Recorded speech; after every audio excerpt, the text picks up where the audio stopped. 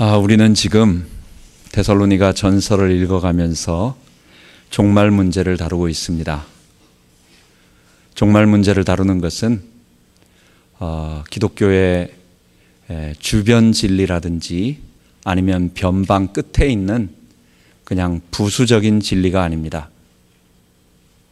이 종말론은 십자가 복음의 완결이고, 그리고 하나님 나라 구원이 완성되어지는 결국은 모든 신학의, 모든 성경 해석의 마지막 구원의 회복인 것입니다. 그래서 우리는 종말 진리를 계속 배울 때에 좀 중요성을 알고 그 다음에 계속 말씀을 배워야 되겠습니다. 우리가 종말론을 배울 때에 먼저 우리는 요한계시록에 나오는 이 천년왕국을 이야기하지 않을 수가 없습니다. 왜냐하면 천년왕국을 어떻게 해석하느냐에 따라서 우리는 신약과 구약이 어떻게 연결되어지고, 그리고 또 천년왕국이 오늘 우리의 삶에서 아니면 지상 이스라엘 민족으로 그대로 이루어진다면 우리는 우리의 삶의 태도라든지 아니면 세상을 바라보는 눈이라든지 이런 여러 가지 것들이 우리에게 달라지기 때문입니다. 그래서 우리는 오늘 요한계시록, 데살로니가를 쭉 해나가다가 오늘 종말론 중에 중요한 부분을 다룰 수밖에 없기 때문에 요한계시록 20장에 나오는 천년왕국 문제를 다루도록 하겠습니다. 먼저 천년왕국을 다루기 전에 먼저 예수님께서 재림하시는 목적이 무엇일까요? 우리는 재림이라고 생각하면 우리의 몸이 부활하고 그 다음에 하나님의 심판대 앞에 연결이 됩니다. 그래서 재림을 생각하면 항상 심판과 연결되기 때문에 마치 우리 옛날에 학교 다닐 때 선생님이 야, 너 교무실로 내려와 그러면은 옛날에 아픈 상처가 있는 사람들은 늘 두려운 마음이 선생님한테 또 뭐 혼날까 하는 그런 마음이 있듯이 우리가 하나님의 심판대 앞에 선다고 할 때는 먼저 두려움이 생기는 것입니다. 그러나 우리가 종말을 할 때는, 종말을 배울 때는 두려워할 필요가 없습니다. 심판이라고 하는 것은 하나님의 목적이 아니에요. 주님께서 재림하시는 목적은 심판이 아니고 우리의 구원을 완성하시기 위해서 오신 것입니다. 예수님을 통해서 우리 죄를 다 용서해 주시고, 그리고 우리로 이 땅에 성령으로 함께 하시면서 우리 죄를 이길 수 있는 힘을 가지고 살아가게 만드시다가 이제 이 세상의 새 하늘과 새 땅, 우리가 살 수 있는 이 완전한 하나님 나라를 만드시기 위하여 반드시 뭐가 필요하겠어요? 이 땅의 죄를 제거하고 소재하고 다 씻어내고, 그리고 사단을 멸하고 사망을 없애는 그 일이 반드시 필요한 것입니다. 그래서 심판은, 재림의 목적은 하나님께서 이것들 어디 내가 가서 가만두나 보자 하고 하나님께서 지금 심판을 갖다가 벼르면서 우리에게 막 한 번 혼내주러 오는 그런 목적이 아니라 사랑하시는 우리를 구원하시고 우리에게 말씀하신 그 하나님 나라 구원을 완전히 다 이루어주기 위하여, 성취시켜주기 위하여 오시는 것입니다. 그래서 구원, 재림은 우리에게 기쁨의 소망의 날이 되는 것입니다.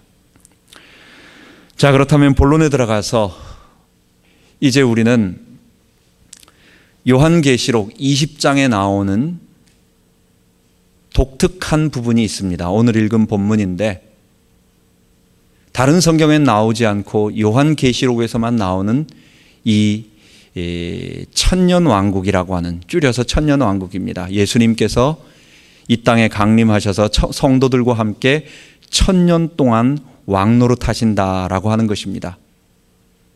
이 천년왕국을 우리가 살펴보는데 우리는 실현된 천년왕국이다.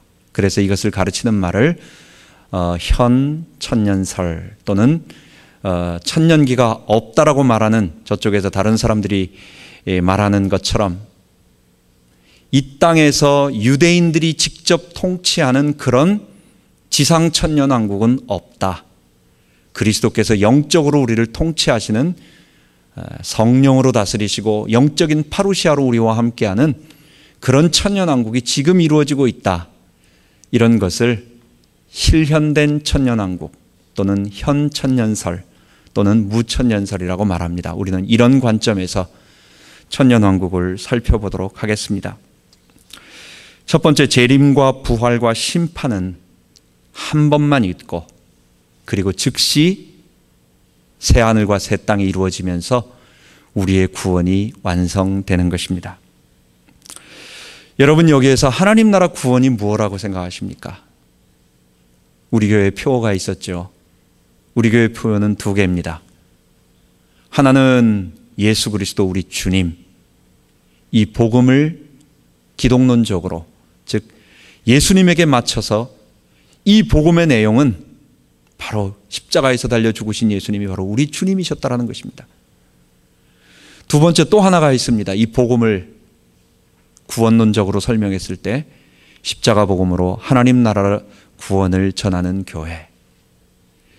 십자가에서 우리 주님께서 피 흘리셔서 우리 죄를 사하시고 또 우리 대신 죄를 다 담당하시고 성령을 우리에게 보내주신 이유가 뭐냐, 목적이 뭐냐라는 거예요. 그거는 우리로 하나님 나라 구원을 얻게 하기 위함이다 라고 우리는 지금까지 계속 이 말씀을 붙잡고 달려왔습니다. 여러분, 그러면 여기서 말하는 하나님 나라 구원이라는 것이 무엇입니까? 예수님의 종말, 예수님의 재림, 이 땅의 종말은 바로 이 하나님 나라 구원을 완성하는 것인데 그 하나님 나라라는 것이 무엇입니까? 성경을 읽어보면 그것은 예수의 십자가 앞에 자기의 죄를 회개하고 예수님을 자기의 구세주로 영접한 모든 인류, 예수님을 영접한 모든 인류가 하나님의 백성이 되는 그런 구원을 말하는 것입니다.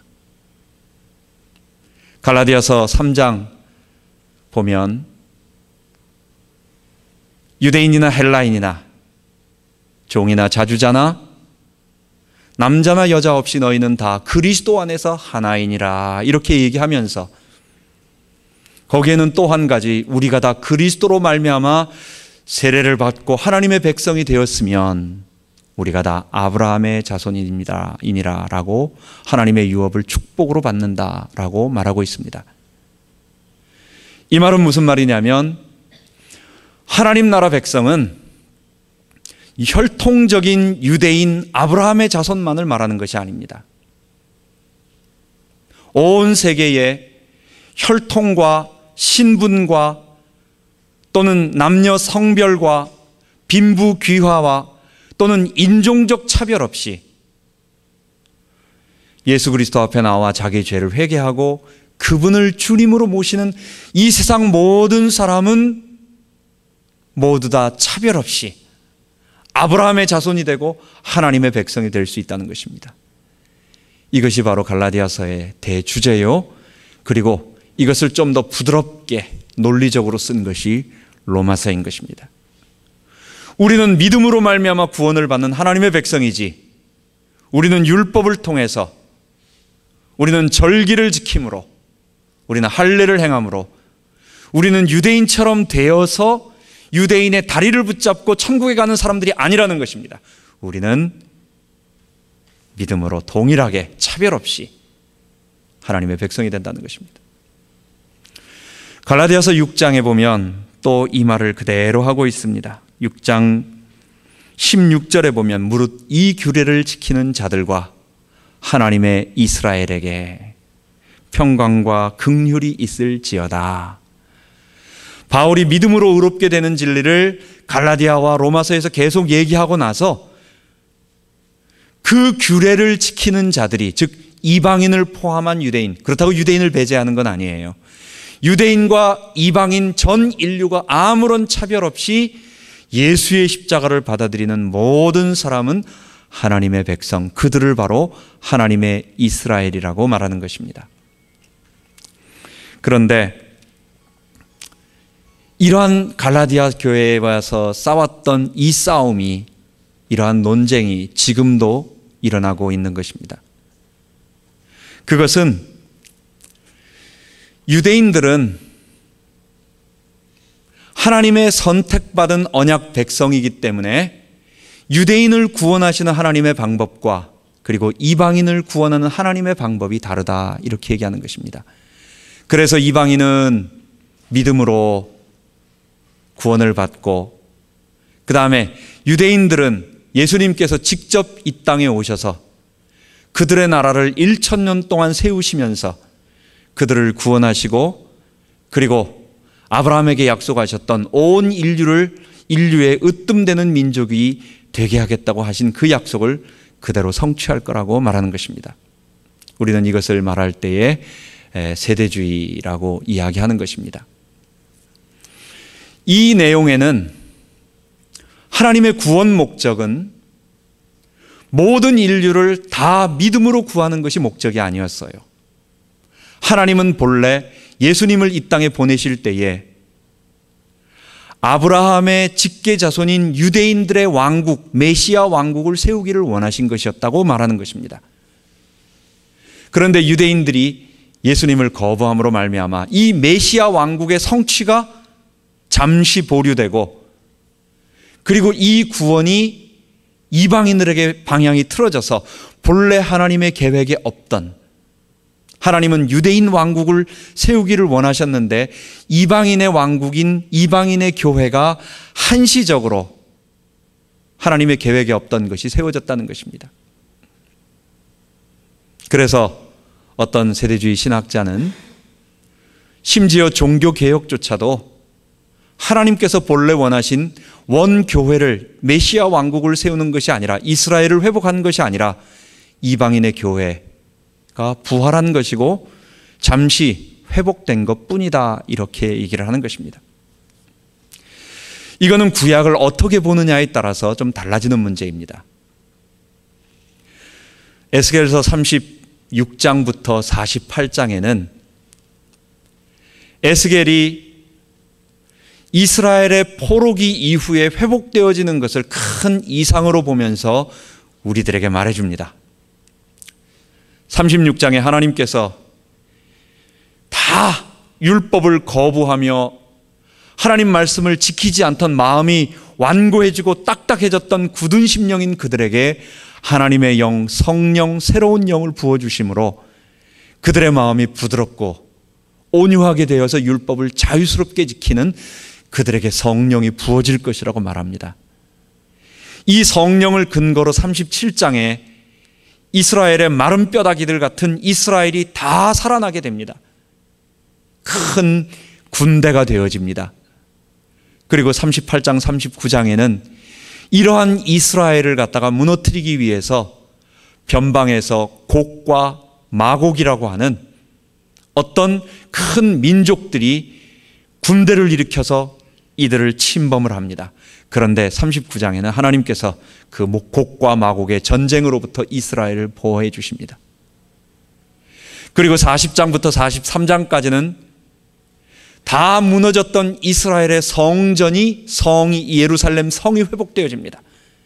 그리고 44절부터 45절 6장까지, 45장 6장까지는 거기에는 그 새로운 예루살렘 성에서 다시 하나님께 절기를 지키고 피의 제사가 회복되어지고, 그리고 그 예루살렘 성전 한가운데 있는, 예루살렘 성 한가운데 있는 예루살렘 성전의 동편으로부터 나오는 그 물이 생명수의 강이 되어서 모든 자들을 살리고, 맨 마지막에 그것을 갖다가 이 통틀어서 이 모든 것을 얘기할 때에 여호와께서 그들 가운데 계신 여호와께서 거기 계시다, 여호와 삼마라고 말하면서 끝내는 것입니다. 여러분, 이 구약의 예언을 어떻게 해석하느냐에 따라서 유대교가 되느냐 아니면 기독교가 되느냐라는 것입니다. 이것을 유대인들의 민족적인 지상에 회복되어질 다윗의 나라, 지금 예루살렘이 회복되어져서 다윗에게 약속하셨던 그 다윗의 왕권이 끊어지지 않겠다고 말한 이 다윗의 나라, 아브라함의 육신적인 혈통적인 그 나라가 이 땅에 임할 그대로 성취되어져서 세상은 유대인들 중심의 나라가 될 것이라고 보는 것이 그게 유대교고, 초대교회 교회 내에 있었던 초기 유대주의자들, 예루살렘 계열의 유대주의자들이고, 사실은 이것이 지금 오늘날 그것을 계속 연결해서 성경을, 구약을 아브라함 자손을 교회로 보지 않는 세대주의 신학자들의 시각인 것입니다. 그래서 우리는 이것을 어떻게 보느냐? 하나님께서 모든 인류 가운데 율법을 지킬 수 있도록 성령을 부어주셔서, 우리 마음 가운데 성령을 부어주셔서 우리가 즐거운 마음으로 넉넉히, 이전에는 노력해도 지킬 수 없었던 성령을 우리가 이제 지키게 됩니다. 이러니까 온 세상에 마른 뼈처럼 말라 죽었던 모든 하나님의 백성들이 다 일어나게 됩니다. 이런 하나님의 백성들이 흥왕하여 큰 군대를 이루어서 세상을 정복해 나가려고 하는데, 그런데 사단은 이 신자들을 핍박하고 공격하고 무너뜨리려고 하고 이 복음을 막습니다. 그런데 하나님께서 곡과 마곡, 사단의 모든 괴계를 막으시고 우리를 보호하시면서 이 복음이 땅끝까지 증거되게 됩니다. 그러면서 세상은 어떻게 변하느냐? 하나님 나라인 예루살렘 성, 하나님의 백성들의 큰 공동체가 되어져요. 거기에서 거룩한 의의 제사, 그리스도의 피의 제사가 드려지기 시작합니다. 그리고 나서 그곳에서 하나님이 우리의 아버지가 되어주시고, 우리의 하나님이 되어주시고, 우리의 왕이 되어주시고, 그리스도 앞에 자기의 죄를 용서받은 모든 자들은 하나님을 섬기는 거룩한 백성이 되어서 하나님께서 본래 이 땅을 창조하시고자 하셨던 에덴의 축복을 이 땅에서 회복하겠다고 하시는 것입니다. 이처럼 완전히 상반된 두 종류의 해석이 나오는 것입니다. 그래서 우리는 이것을 영적인 그리스도의 나라로 볼 거냐, 성령으로 통치하는 그리스도의 나라로 볼 거냐, 아니면 유대인 중심의 실제적인 이스라엘 나라로 볼 거냐라고 하는 것을 우리는 분명하게 여기서 결정을 하고 우리의 눈을 정리해야 되겠습니다. 예언자들은 예언을 할 때에 처음부터 끝까지를 다 봅니다. 즉, 우리의 시간은, 우리의 시야는 이 시간과 장소에 갇혀 있기 때문에 우리는 끝을 볼 수가 없어요. 지금 내가 서 있는 곳과 내가 있는 때만 볼 수 있습니다. 그런데 예언자들은 하나님의 계시에 따라서 처음과 끝을 같이 보고 오늘도 보게 됩니다. 하나님이 그렇게 계시를 주는 것입니다. 그래서 그 예언을 한꺼번에 몰아서 어떨 때는 과거의 것을 오늘에 적기도 하고, 현재 일어날 일을 지금 보면서 미래를 갖다가 또 같이 적습니다. 그래서 여러 가지 일들이 선지자의 예언 속에 한꺼번에 짧은 시간 되어져 있는데, 이것이 어떨 때는 미래의 것을 말하기도 하고 현재의 것을 말하기도 하는 이런 예언자들의 독특한 시각이 있습니다. 우리는 이것을 원근 통시법, 즉 먼 것과 가까운 것을 같이 보는 관점이다, 이렇게 설명을 하는 것입니다. 그래서 우리는 예언서라든지 또는 요한계시록이라든지 아니면 이런 묵시에 관한 책들을 그렇게 보아야 됩니다. 그래서 우리는 어떤 것을 보아야 되느냐? 세대주의에서 계속 말하는, 왜냐하면 우리 기독교 서점, 세대주의가 지옥 갈 이단들은 아닙니다. 신실한 하나님의 백성들입니다. 이거는 구원의 문을 통과한 하나님의 백성들인데, 구약 성경을 문자적으로 순수하게 보다 보니까 거기에서 그 문자적인 해석이 그렇게 가는 것입니다. 그래서 유대인 중심성을 자꾸 인정할 수밖에 없게 되고, 결국은 천년왕국을 결국은 현재 이스라엘 땅에 이루어질 그런 나라라고밖에 볼 수 없으며, 그렇기 때문에 그들의 모든 관점은 오늘 우리가 하나님의 백성으로서 하나님 나라를 누리고 사는 것보다도 혹시 이스라엘을 통해 가지고 거기에 있는 무깃도 산골짜기 밑에 있는 아마겟돈이라고 하는 지역에서 큰 전쟁이 일어나면 우리 주님 재림하시는 거 아니냐. 이스라엘 전쟁이 아마겟돈 전쟁인데 지금 막 전쟁이 일어나기 직전이다. 이란이 침공하려고 하고 있고 이란이 핵을 가지고 있는데 이 전쟁이 벌어지면 3차 대전이 일어나면서 우리 예수님 재림하신다. 또는 666이라고 하는 것은 뭐 바코드 내지는 또 요즘 뭐라고 말하는데 이런 모든 것들을 자꾸 보기도 하고 그러면서 이스라엘이라고 하는 그런 쪽에 관심이 더 많이 가게 되는 것입니다. 우리는 그런 부분들이 이스라엘 백성을 좋아합니다. 여러분, 우리 이야기할 때에 우리 조상은, 여러분, 우리 조상 얘기할 때 뭡니까? 우리 할아버지는 옛날에 무슨 임진왜란에 무슨 일 하셨고 뭐 하고 뭐 했고, 우리는 그런 얘기밖에 할 게 없습니다. 근데 유대인들은 만나가지고 얘기하면 우리 할아버지가 저 야곱인데 뭐 이러면서 얘기 나오면 우리는 벌써 딱 이제 기가 죽는 거죠. 유대인들은 참으로 귀하고 아름답고 우리들에게 구원을 전해준, 우리의 소중한 구원을 전해준 좋은 분들이고 하나님의 구원 역사가 그곳에서 시작해서 우리에게 전달되어졌습니다. 그러나 예수님의 십자가로 말미암아 유대인과 이방인의 모든 차별이 철폐되고 이제는 모든 인류는 하나님의 백성이 되어서 하나님 앞에 나아가게 되고, 그렇기 때문에 유대인은 이제는 선민이 아닙니다. 그분들은 우리와 똑같은 거룩한 하나님의 백성이요, 하나님의 우리의 형제요, 우리의 자매이지, 그들은 하나님이 특별하게 구원하시는 선민이 아닌 것입니다. 마치 그들은 하나님의 적자요, 우리는 첩의 자식인 서자가 아니라는 얘기입니다. 우리는 모두 차별 없이 예수님의 피로 구원을 받고 있는 것입니다.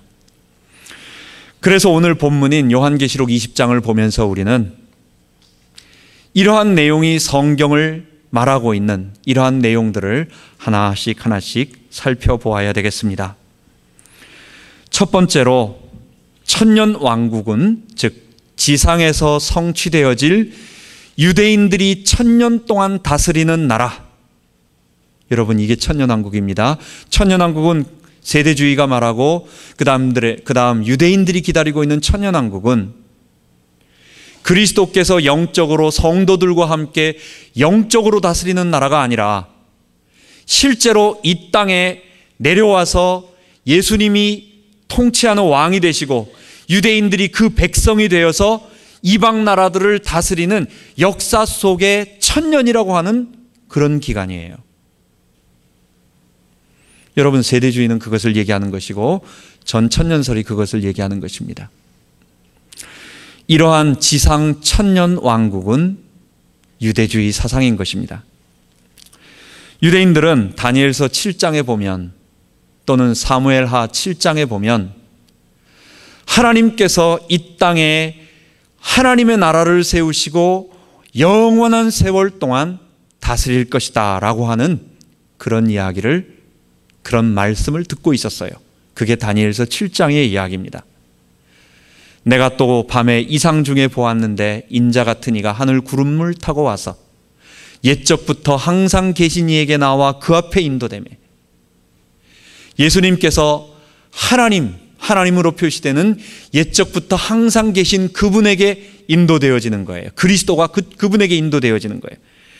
그랬더니 하나님께서 그에게 메시아에게 권세와 나라와 영광을 주고 모든 백성과 나라들을 다스리게 하는데 그 나라가 영원하고 그 나라는 패하지 아니할 것이다. 이렇게 말하는 것입니다. 바로 이스라엘은, 다니엘의 환상 속에 본 이스라엘은 하나님께서 메시아를 통하여 영원토록 다스리는 나라라는 거예요. 영원토록. 사무엘하 7장도 마찬가지입니다. 사무엘하 7장도 마찬가지입니다. 하나님께서 16절에 다윗에게 얘기합니다. 내 위가 영원하고 내 나라가 영원히 끊어지지 아니하리라. 유대인들은 다윗의 나라가 끊어지지 않을 거라고 말했어요. 그 영원이라고 말하는 것에 유대인의 표현이 천이라는 것입니다. 이거는 무한한 수를 얘기하는 것입니다. 셀 수 없는 무한한 해. 이 천이라고 하는 것은 바로 그런 의미인 것입니다. 그래서 유대인들은 이 땅에 유대인들이 직접 통치하는 그런 나라가 1000년, 여기서 1000년이라고 하는 것은 더 긴 무한한 세월을 얘기하는 것입니다. 그런데 요한은 유대인들이 가지고 있었던 이 1000년 왕국, 왜냐 유대인들은 다 알고 있고 또 요한이 자기가 편지를 쓰고 있는 계시록 편지를 써서 읽어주는 사람들은 전부 이 유대 사상을 가지고 있고 알고 있는 사람들이었어요. 유대인이든 아니면 헬라파 유대인이든 아니면 돌아온 이방인이든 그들은 이 사상을 알고 있었고 유대교의 성경의 그 전승들을 알고 있었어요. 그래서 사도 요한은 성경 맨 마지막 역사의 마지막 부분에 그리스도께서 다스리시는 영원한 나라, 하나님께서 성령으로 자기 백성을 지금 통치하고 계신 이 거룩한 영적인 메시아의 나라, 그리스도의 왕국, 이 나라를 유대인들이 알고 있는 이 1000년의 왕국이라고 하는 그 개념을 가지고 설명을 다시 해주는 것입니다. 똑같은 용어를 사용하지만 그 용어의 내용의 의미를 바로잡아서 구약에 말하고 있었던 아브라함에게 주신 약속, 구약에 말한 다니엘의 예언, 구약에 말한 바로 다윗이 받은 그 언약이 바로 이런 의미였다라고 하는 것을 천년왕국이라는 예언을 통해서 역사의 마지막에 다시 한번 강조를 해주는 것입니다. 20장 1절부터 3절에 보면 바로 하늘에서 이제 하나님께서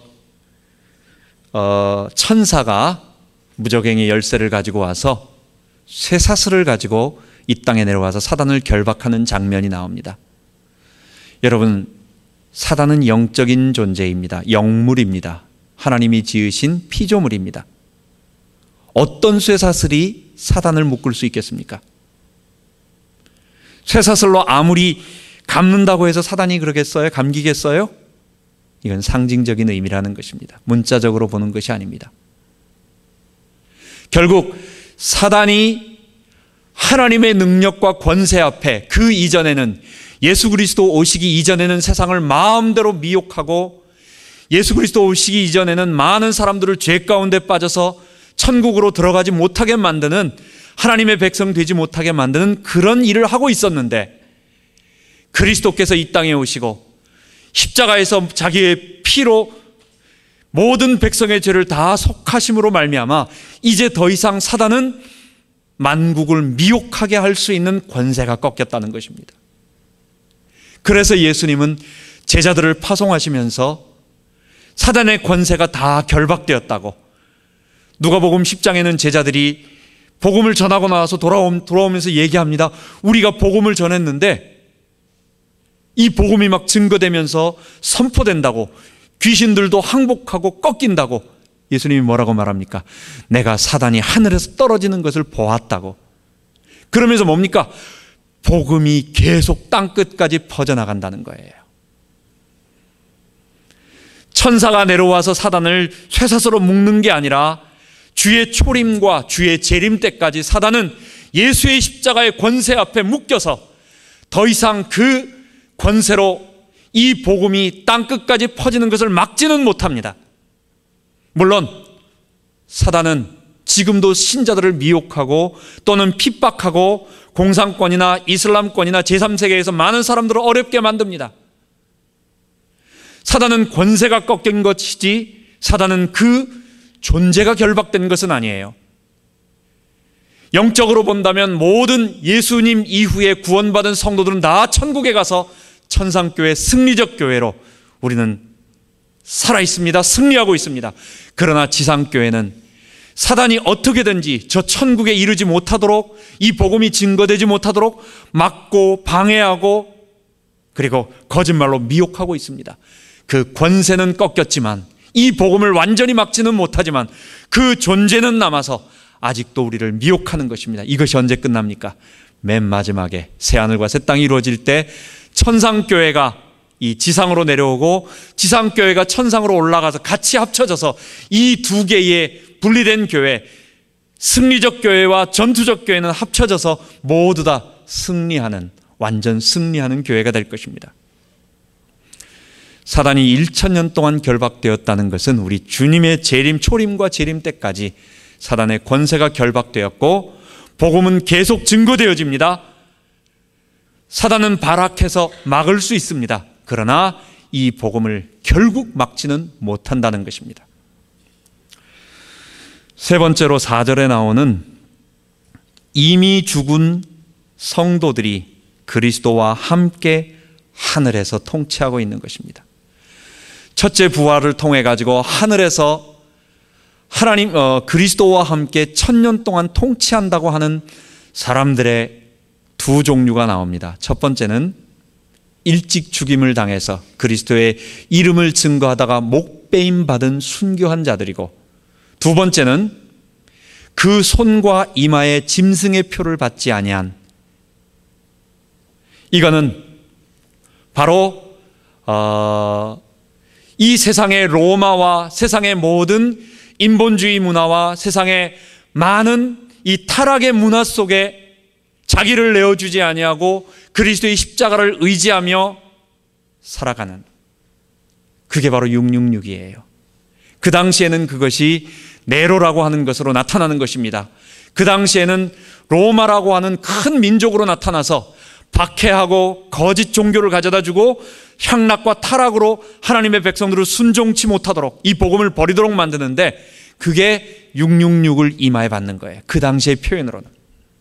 그런데 그것을 거부하고 순결한 주의 백성으로서 하나님의 말씀을 따라 끝까지 이 십자가 복음으로 성령을 의지해서 정결하게 살아가는 하나님의 백성들은 그리스도와 함께 통치한다는 것입니다. 그래서 여기에서 1000년 동안 통치하는 자는 우리 모든 순교한, 그리고 그리스도의 복음을 따르는 거듭난 하나님의 천상교회, 그들이 예수님과 함께 성령으로 이 지상을 지금 1000년 동안, 이 1000년이라고 하는 것은 주님 재림 때까지를 얘기하는 것입니다. 다스리는 것입니다. 세 번째로, 네 번째로 7절입니다. 1000년 후 사단이 놓여 온 세상을 미혹해 하는 것은 지금 성도들이 복음을 방해하며 박해와 환난을 통해서 이 복음을 막는 것입니다. 이전에 복음이 잘 증거될 때, 초대교회 때는 복음이 거침없이 밀려나가기 시작했습니다. 특별히 콘스탄틴 이후에 좋은 점도 있고 나쁜 점도 있겠지만 어쨌든 1차적으로 이 복음이 전 세계로 확산되기 위해서는 복음은 로마라고 하는 힘을 가져야 했습니다. 또 복음은 이 유럽과 또는 복음은 이 미국이라고 하는 나라의 힘을 얻어서 전 세계로 퍼져나가야 할 때가 있었습니다. 그때의 복음은 거침없이 계속해서 퍼져나갔지만 어느 시점이 되면서부터 또 복음은 지금은 굉장히 방해가 되어지고 힘들고 박해가 되어지고 있는 때인 것입니다. 사단이 놓여서 성도들을 핍박하고 큰 반란을 일으키는 것은 마지막 이 복음을 타락시키는, 미혹시키는 배교가 일어날 것이고, 이거는 이제 다음 시간에 우리가 종말의 때에 관한 징조를 얘기할 때 말씀 나눌 것입니다. 그리고 신자들을 직접적으로 핍박하는 대환란으로, 말세에 일어나는 대환란으로, 우리는 그것이 사실 지금도 제3세계에서 구체적으로 이루어지지 않는가라고 보는 것이며, 그래서 우리는 지금을 말세의 지말이라고 이렇게 표현하는 것입니다. 다섯 번째, 14절에 말하는 둘째 사망은 재림과 부활, 심판 이후에 불신자들이 당하는 형벌을 말하는 것입니다. 이거는 마치 첫째 부활과 둘째 사망이 있으니까 첫째 부활이 있고 둘째 부활이 있는 것 같아서, 마치 예수님이 재림하시고 첫 번째 부활이 일어나고 성도들이 부활이 일어나고, 그리고 1000년 동안 이 땅에서 예수님이 통치하시는 예수님이 직접 육신을 입고 부활한 모습으로 죽지 않고 1,000년 동안 살아계시며 통치합니다. 그런데 불신자들은 어떠냐? 이방인들은 어떠냐? 유대인들은 어떠냐? 죽는 모습으로, 그들에게는 죄와 사망이 그대로 있는 모습으로 1,000년 동안 죽어서 계속 자녀를 낳고 계속 살아가는 겁니다. 지금 지상나라가 그렇게 되는 겁니다. 가능하겠습니까? 예수님이 죽지 않고 1,000년 동안 살아계시고 또 재림하신 부활하신 그 예수님의 모습이 계신데 여전히 세상에는 죄와 사망이 그대로 있으면서 이 부활한 모습과 이 모습이 같이 거하는 거예요. 이게 1,000년 동안 가는 거예요. 이것은 영적인 의미인 것입니다. 2번 부활이 있고 예수님의 2번 재림이 있는 것이 아니라 예수님은 한 번 재림하시고, 그때 우리 지난 시간에 배웠던 것처럼 모든 성도들이 다 일어나서, 모든 죽은 자들이 다 일어나서 우리는 영광의 주님, 우리의 주님, 왕의 귀환을 맞이하고, 그리고 불신자들은 하늘아 나를 가리워라 하면서 두려워하면서 부활된 모습으로 주님 앞에 일어나서 대심판 앞에 가서 영생의 부활과 영벌의 부활로 나눠지게 되는 것입니다. 그래서 둘째 사망은 모든 사람들이 부활하는 그 부활 때에 불신자들이 죽어 지옥에 가는 그 형벌을 의미하는 것입니다. 마지막으로 계시록 21장과 22장에 보면 이제 심판이 있고 난 이후 즉시,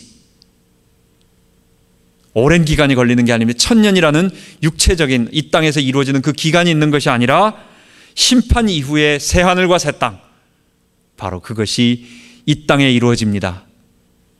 21장에 보면 내가 어린 양의 신부를 보여주리라 말하면서 하늘로부터 내려오는 새 예루살렘 성을 얘기합니다.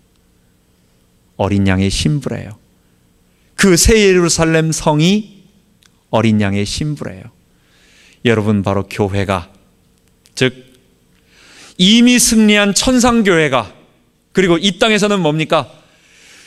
이 땅에서는 죄와 사망과 사단과 싸우며 전투하고 있었던, 피 흘리며 전투하고 있었던 이 지상 성도들이 하나로 합쳐져서 새하늘과 새 땅에서 만나서 한 교회를 이루어 우리 주님을 섬기며 우리 주님께 감사의 고백을 하며 마치 신부가 신랑을 위해 단장한 것 같이 곱게 정결하게 흰옷 입고 주님을 맞이한다는 것입니다. 여러분, 새하늘과 새 땅은 어디에서 이루어지는 겁니까? 하나님께서 이 땅을 새롭게 하시는 것입니다. 보라, 내가 만물을 새롭게 하노라. 지금 이 세상은 다 없어져서, 불로 타 없어져서 다 없어져 버리고 하나님이 새롭게 만든, 지구가 아닌 새롭게 만든 다른 곳을 가는 것이 아니라 이 지구를 만드신 본래 목적이 있으세요. 하나님께서 에덴 동산에서 거룩한 하나님의 백성들을 만드시는 거예요. 모든 인류가 하나님을 섬기고 모든 피조물들이 하나님께 영광 돌리는 그 일을 창조 목적을 가지고 만드셨어요. 그런데 인간의 범죄로 이 세상이 타락되어지고 이 세상이 무너지고, 그래서 세상은 지금 탄식하며 고통받고 있는 것입니다. 무엇 때문에요? 인간의 죄 때문에, 아담의 반역 때문에, 지금도 하나님을 거부하고 대적하는 인간의 죄 때문에. 그래서 예수님이 이 땅에 재림하시고 모든 인류가 부활해서 죄를 깨끗하게 소재할 때는 어떤 일이 벌어지느냐? 이 땅이 새하늘과 새 땅이 되는 것입니다. 물론 이것은 여호와 증인들이 말하는 지상천국을 얘기하는 것은 아닙니다. 그것은 새로운 세계가 될 것이지만 그 새로운 세계는 바로 우리가 살고 있었던 이 만물이 새롭게 된다는 것입니다. 여러분, 그래서 우리는 이 땅에서 거룩하게, 아름답게, 또 이 땅을 소중하게 생각하며 이 땅에 하나님 나라 회복을 위해 살다가 이거 버려질 것을 위해서 우리가 뭐하러 살겠습니까? 그게 아니에요. 회복되어질 것. 그래서 우리가 죄의 권세를 가지고 고통당하고 있지만 성령의 능력으로, 우리 주님의 능력을 힘입어서 이 세상을 하나님 나라로 바꿔가는 일에 우리가 살아가면서 수고하다가 주님의 재림이 오실 때는 이것을 완전하게 회복하는 것을 체험하게 되는 것입니다. 이 말씀을 우리들에게 적용하고 마치도록 하겠습니다. 우리 성경이 가르치는 종말은 오늘 우리의 삶인 것입니다. 내일의 때를 언제 올까 날짜 정하라고 날짜를 세서 걱정하라고 얘기하지 않았습니다. 두 번째는 어떤 순서로 되어질까 해가지고 복잡하게 재림하시고 올라가고 그 다음에 환란이 있고 뭐하고 어떤 종말 도식을 복잡하게, 이것은 천년왕국이라는 이 땅의 그 천년길을 생각하기 때문에 어쩔 수 없이 시간적으로 순서적으로 그것을 배열하다 보니까 나온 거예요. 종말의 많은 사건들은 동시에 또는 약간의 시간차를 통해서 일시에 일어나게 될 것입니다. 거기에 너무 우리의 시간을 빼앗기거나 우리의 마음을 빼앗기지 말라는 것입니다. 오늘 우리의 삶이 중요한 것입니다. 더 중요한 것은 나는 우리 주님 재림하실 때에 그분을 심판의 주로 맞이하지 아니하고 그분을 내게 하나님 나라 구원을 위하여 피 흘리시고 내게 이 구원을 가져다 주시고 내게 나를 하나님 앞으로 인도하여 이 대심판 앞에 나를 감싸고 품어주실 나의 구원자 예수로 만났는가? 나는 정말 주님 앞에 회개와 회심의 체험이 있는가? 여러분, 이것이 중요한 것입니다. 십자가 앞에 내가 오늘 나의 죄를 고백하고 주의 성령을 모시고 그분을 의지해 사는 오늘의 나, 이것이 더 중요한 것입니다. 그래서 마지막으로 우리는 오늘 깨어있는 삶, 항상 깨어 기도하며, 이것이 데살로니가 전서 5장의 주제입니다. 두려워할 것도 아니고 주님이 도적같이 오신다는 것은 주님께서 언제 올지 모르게 다들 잘 때 일부러 살금살금 도적처럼 온다는 게 아니에요. 대부분 사람들이 다 안 올 거라고 생각하면서 느슨하게 퍼져 있을 때에, 긴장 다 풀고 노아 때처럼 마음껏 살아갈 때에 그때 오신다는 거예요. 그럼 뭘 얘기하는 것입니까? 오늘 내가 깨어서 기도하며 살아가라는 것입니다. 이러한 종말 계시를 붙잡고 오늘을 승리하며 하나님 거룩한 이 축복을 체험하며 하나님 나라를 체험하는 우리 모든 성도 되기 바랍니다. 하나님 아버지, 종말을 배우면서 우리가 두려워할 필요도 없고 주님께서 우리의 구원을 완성시키는 이 마지막에 되어질 일들을 우리가 오해하지 않고 잘 배우기를 원합니다. 주의 재림은 우리의 두려움이 아니라 우리의 구원을 완성하는 것이고, 지금 이 시대에 주님께서 천상에서 하나님 보좌 우편에 앉아 계셔 하늘과 땅의 모든 권세를 가지시고 지금 그의 백성들을 성령으로 영적 파루시아로 함께 하셔서 그들을 다스리시며 통치하시며, 사단이 이 하나님의 교회, 이 그리스도의 피의 교회를 틈타지 못하도록 막아주시고 침범치 못하도록 막아주시고, 또한 이 복음이 땅끝까지 증거되는데 끝까지 승리할 수 있도록 주님이 함께해 주심을 감사합니다. 우리는 이런 현재 실현된 천년기 속에 살아가고 있는데, 그리고 주의 종말을 기다립니다. 한 번 있을 재림, 그리고 모든 자들의 보편 부활, 그리고 하나님의 대심판, 그리고 그 이후 즉시 우리가 새하늘과 새 땅을 통하여 하나님 나라 구원이 완성되어지는 이 구원을 우리가 누릴 수 있도록 인도하여 주옵소서. 감사드리며 우리 주 예수 그리스도의 이름으로 기도하옵나이다. 아멘.